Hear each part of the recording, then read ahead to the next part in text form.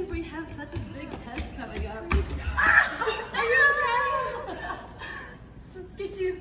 We need to get you a wheelchair. Ankle! Let's go. Let's go. Oh my gosh. Joe Mama tripped on the stairs and she twisted her ankle. Oh my she gosh. really needs a wheelchair. Okay, take a seat. We'll get you fitted right over there. All right.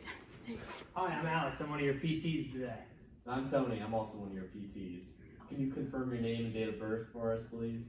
Name's Joe Mama. Date of birth is December 12th, 1986. Perfect. All right, so it looks like you have a broken ankle. So we're going to have to take a couple measurements for you, and then we'll get you fitted for a wheelchair and you can get home, okay? Okay.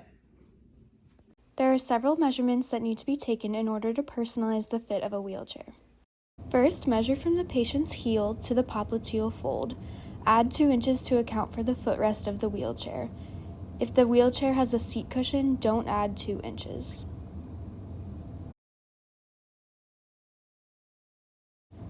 Then measure from the posterior buttock along the lateral thigh to the popliteal fold. Then subtract 2 inches to avoid unnecessary pressure from the front of the wheelchair. Measure the widest part of the patient's hips, thighs, or buttocks. Add 1.5 inches to this number. This will allow space for things like large clothing. With the patient's shoulder flexed at 90 degrees, measure from the seat of the chair to the floor of the axilla and subtract 4 inches.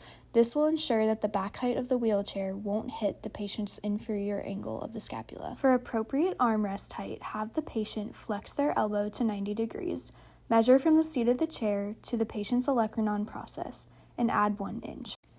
Note that if a seat cushion is being used, all measurements should be taken with the seat cushion included. Once the measured adjustments have been made, there are several ways to confirm proper fit of a wheelchair. The footrest needs to be at least 2 inches from the ground to ensure clearance of the wheelchair. To make sure the front of the seat isn't putting pressure on the popliteal space, you should be able to fit 2 to 3 fingers from the back of the knee to the seat of the chair. To make sure there is a comfortable fit for hips and legs, there should be space to fit 1 hand on either side of the patient's thigh. And to confirm proper back height, you should be able to fit 4 fingers from the back of the chair to the floor of the axilla. All right, Joe, everything looks good. Measures out okay. Does it feel all right? Are you comfortable? Yeah, feels good. Awesome. All right, well, you're good to go then. Bye, Joe Mama. Bye.